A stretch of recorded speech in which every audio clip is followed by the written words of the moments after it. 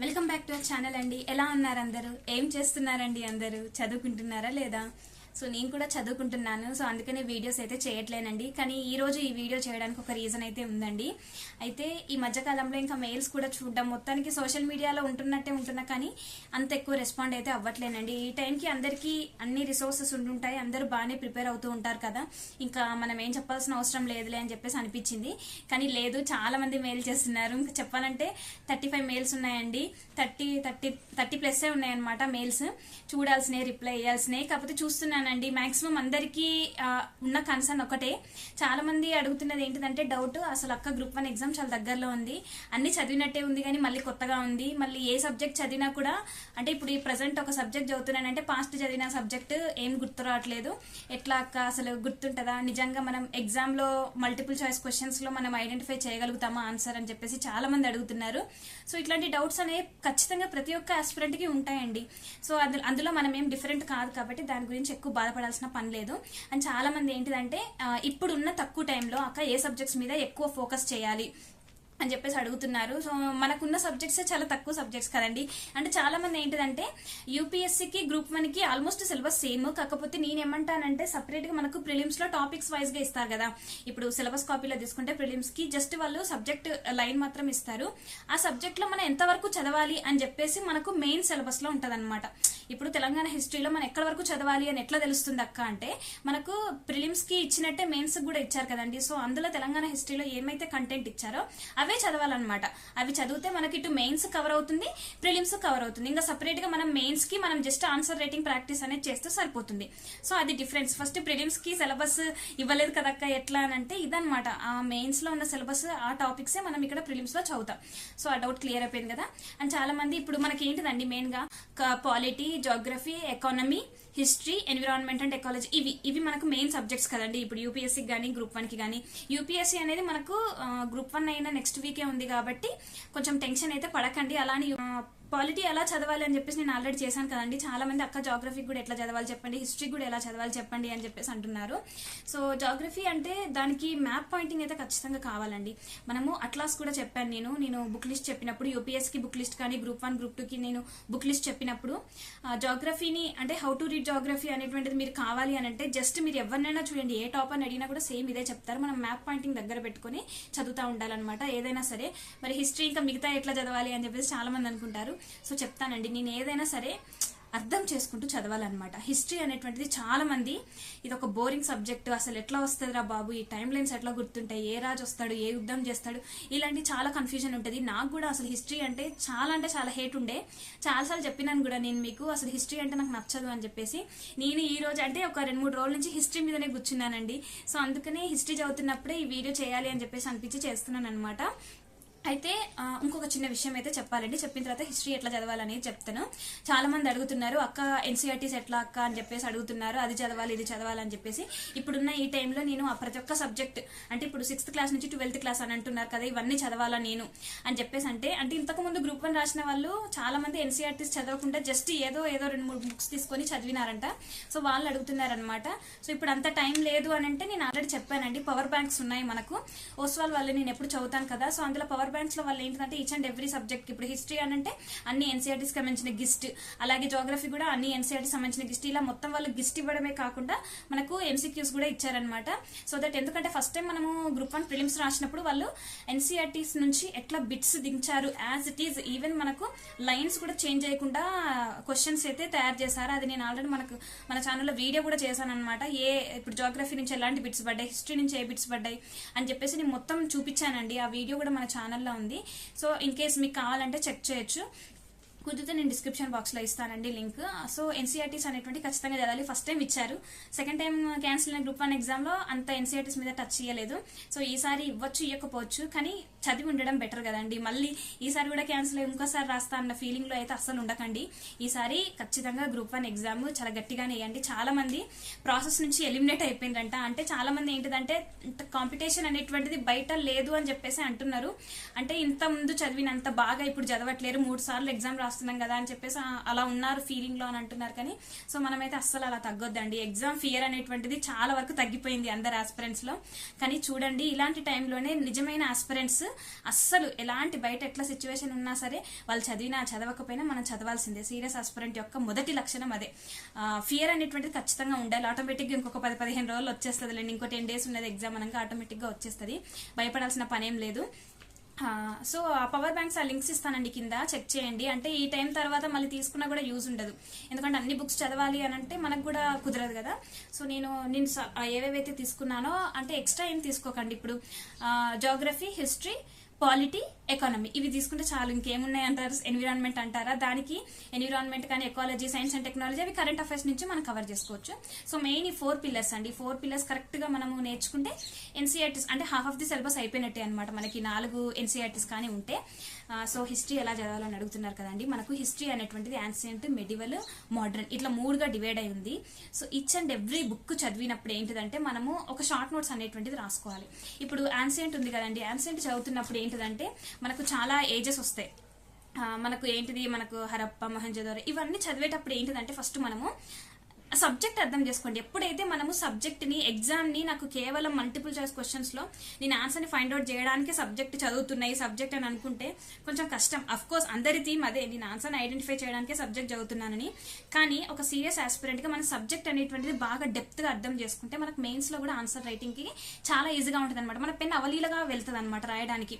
ఎవరైతే multiple choice questions ఆ base లోనే వెళ్తారో వాళ్ళకు కొంచెం అండర్స్టాండింగ్ లెవెల్స్ అనేవి కొంచెం తక్కువ ఉంటాయి. మెయిన్స్ లో తక్కువ స్కోర్ చేస్తారనమాట వాళ్ళు ఇన్ కేస్ ప్రిలిమ్స్ పాస్ అయితే. సో ఇప్పుడు సపోజ్ మనము ఏదైనా సరే, ఏ హిస్టరీ అని అంటేనే మనకు దాని యొక్క రిసోర్సెస్ ఏమున్నాయి అట్లా నుంచి స్టార్ట్ చేయాలన్నమాట. ఇప్పుడు నార్మల్గా ఏంటిది, మనకు స్టోన్ ఏజ్ నుంచి మనకు యాన్షియంట్ ఇండియా కనుక చూసినట్లయితే మనకు ఒక టైం లైన్ ఇస్తారనమాట. Palaeolithic age, mesolithic age, neolithic age, తర్వాత చాల్కోలిథిక్ ఏజ్. సో ఇట్లా మనం ఒక్కొక్క ఏజ్ చదువుతున్నప్పుడు, ఒక్కొక్క ఫేజ్ చదువుతున్నప్పుడు ఆ ఫేజ్ యొక్క టైం లైన్ ఏంటిది, ఆ టైంలో వాళ్ళు ఏంటిది అంటే ఇప్పుడు ఫస్ట్ లో ఏంటిది ఏమంటారండి దాన్ని అంటే హంటర్స్. అంటే ఈ ఏజ్ లో అంటే ఈ పాలియోలిథిక్ పీరియడ్ లో అక్కడ ఉన్న జనాలు వాళ్ళ యొక్క లైవ్లీహుడ్ కి ఆధారం ఏంటి, వాళ్ళు బతకడానికి ఆధారం ఏంటి, జీవనోపాధి ఏంటిది అని అంటే ఏంటిది, వాళ్ళకి హంటర్స్, వాళ్ళు హంటర్ అంటే జంతువులను వేటాడడం, నెక్స్ట్ ఫుడ్ గ్యాదర్స్. సో ఇట్లా వాళ్ళు ఏ పనిముట్లు వాడినరు. సో ఇలాంటివి అనమాట. మళ్ళీ ఇప్పుడు పాలియోలిథిక్ ఉందనుకోండి, పాలియోలిథిక్ ని 3 phases గా మళ్ళీ డివైడ్ చేసిండ్రు. లోయర్ అని, మిడిల్ అని, అప్పర్ అని. సో ఇట్లా ఇవన్నీ మనము స్టేజెస్ వైజ్ గా చదువుకుంటూ రావాలన్నమాట. మీరు జస్ట్ చదువుకుంటూ వెళ్ళిపోండి, ఆటోమేటిక్ గా మీకు ఆ ఫ్లో అనేటువంటిది అర్థమైపోతుంది. నోట్ మేకింగ్ కూడా చాలా ఈజీ అయిపోతుంది. సో నోట్స్ కూడా మనం రాసే విధానం కూడా మనకు అర్థమైపోతుంది అనమాట. నెక్స్ట్ మెసోలిథిక్ ఏజ్ దగ్గరకు వచ్చినప్పుడు వాళ్ళు అక్కడ ఏమేమి, వాళ్ళ జీవనోపాధి ఏంటిది, మళ్ళీ ఆ టైంలో ఆ ఏజ్ లో ఏమేమి సిటీస్ బయటపడ్డాయి. సో ఇట్లా చదువుకుంటూ వెళ్ళాలన్నమాట. సో నియోలిథిక్ ఏజ్ కానివ్వండి, చాల్కోలిథిక్ ఏజ్ కానివ్వండి, మరి నెక్స్ట్ హరప్పన్ కల్చర్. ఇప్పుడు ఇండస్ వ్యాలీ సివిలైజేషన్ కి వచ్చినప్పటికీ ఒక్కొక్క ఇప్పుడు సైట్స్ ఉంటాయి. హరప్ప, మొహంజోదారో, చాన్హుదారో, లోతలు, ఇట్లా బానావాలి, కాలిబంగన్, ఇట్లా ప్రతి ఒక్క సైట్ ఉంది కదండి. సో ఈ సైట్ ని ఎవరు కనిపెట్టారు, అదే డిస్టిక్ లో ప్రజెంట్ ఏ స్టేట్ లో ఉంది, అదొకటి గుర్తుపెట్టుకోవాలి. మళ్ళీ అందులో మెయిన్ గా ఇప్పుడు ఆర్టిఫిషియల్ డాక్యార్డ్ అన్నాం అనుకోండి, లోతల్. సో ఇట్లా కొన్నిటికి స్పెసిఫికేషన్స్ ఉంటాయి అనమాట. కాలిబంగన్ లో ఏమేమి ఉన్నాయి, హరప్పాలు ఇప్పుడు గ్రేట్ బాత్ అనగానే మొహంజోదారో అంటారు.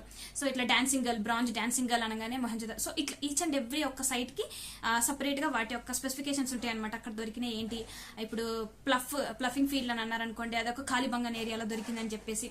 ఇట్లా ఫైర్ ఆల్టర్స్ అనగానే మళ్ళీ కాలిబంగన్ బనావాలి. సో ఇట్లాంటివన్నీ మనము స్పెసిఫిక్ ఇట్లా కొన్ని అండర్లైన్ చేసుకుంటూ ఇట్లా చదువుకుంటూ వెళ్ళండి. నెక్స్ట్ ఈచ్ అండ్ ఎవ్రీ దాంట్లో మనకు కొన్ని ఉంటాయి అనమాట.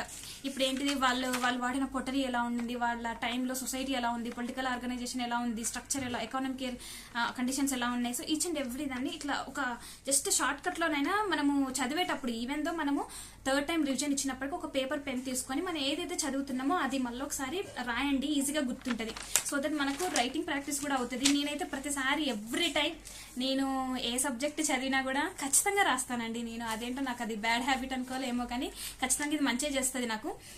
సో ఇట్లా each and every next Vedic literature చదువుతున్నప్పుడు కానివ్వండి, నెక్స్ట్ అసలు వేదిక్ పీరియడ్ ని ఋగ్వేదిక్ అని ఎందుకు అంటారు, మళ్ళీ మనకున్న వాటిలలో 4 వేదాలలో ఋగ్వేదం, సామవేదం, యజుర్వేదం, అథర్వణ వేదంలో ఓన్లీ ఎర్లీ వేదిక్ నే ఋగ్వేదం అని ఎందుకు అంటారు. నెక్స్ట్ మనకు లేటర్ వేదిక్ ఫేస్ వస్తుంది. లేటర్ వేదిక్ పీరియడ్ ని దాన్ని మరి వాటిని మిగతా 3 వేదాస్ ఉన్నాయి కదా వాటిని అనొచ్చా దాన్ని.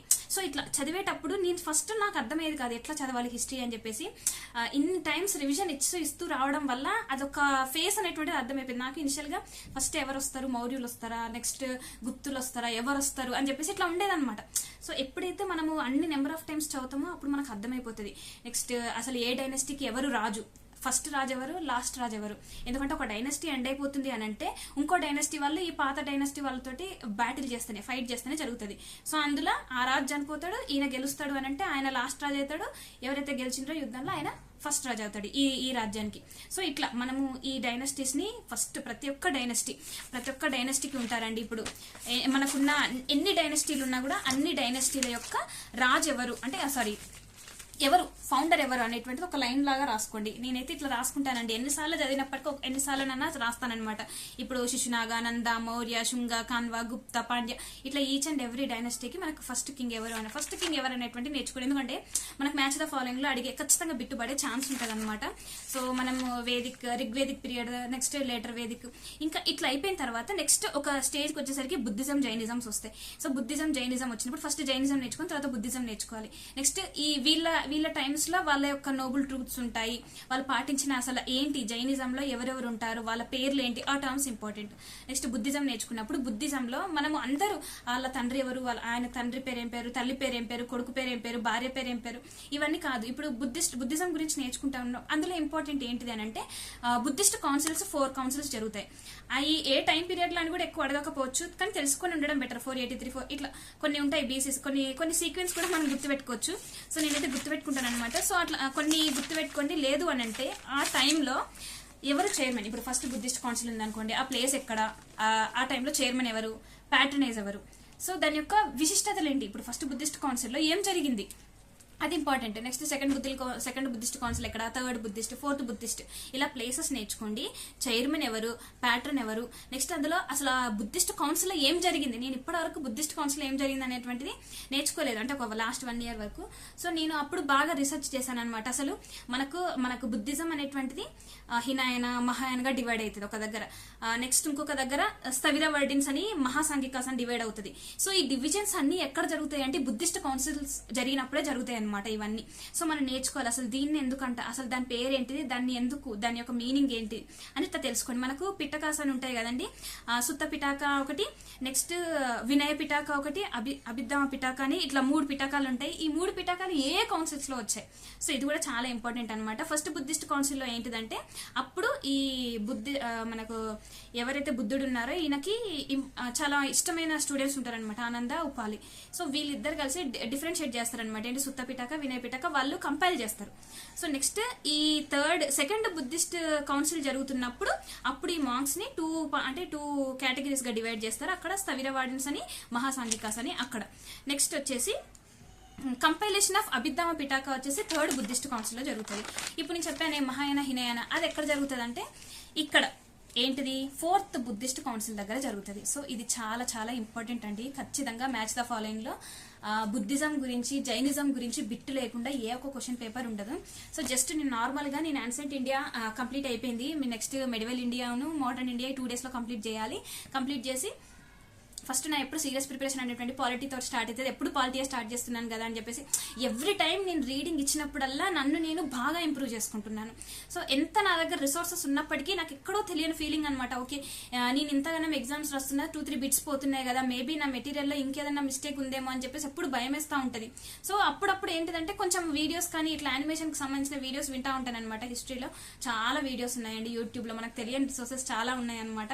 ఇప్పుడు నేను అవి చెప్పినా మీరు నమ్మరు. వన్స్ ఏదైనా ర్యాంక్ వచ్చిన తర్వాత నేను చూపిస్తాను, అప్పుడు మాటలు నమ్ముతారు. ఇప్పుడు ఎవరు ఆస్పిరెంట్ స్టేజ్ లో ఉన్నప్పుడు ఎవరు మాటలు నమ్మరు, టైం వేస్ట్ చేస్తుంది వీడియోస్ తీసి అని చెప్పేసి అనుకుంటారు. కానీ నేను చెప్పిన ప్రతి ఒక్క వీడియోలో ఖచ్చితమైన ఇన్ఫర్మేషన్ ఉంటుంది, స్టడీ బ్లాగ్స్ కి కానీ ఇట్లాంటి నార్మల్ గా. సో ఇంతేనండి.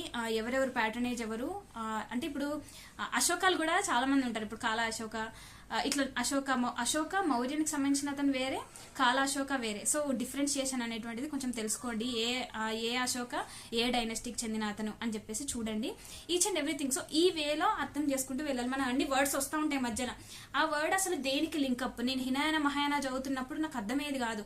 ఓకే 4th బుద్ధిస్ట్ కౌన్సిల్ జరిగింది, అక్కడ వీళ్ళు డిఫరెన్షియేట్ చేసిండ్రు. సుత పిటాక, అభిద్దామ పిటాక, వినయ పిటాక ఇవన్నీ చదువుతున్నప్పుడు కూడా అసలు ఇవన్నీ ఎక్కడ జరిగినాయి ఏంటి, మనకు అన్ని బుక్ లో ఇచ్చినప్పుడు అయితే 3 ఒక దగ్గర ఇచ్చి ఇట్లా ఇస్తా ఉంటారు ఒక్కొక్క దాని గురించి.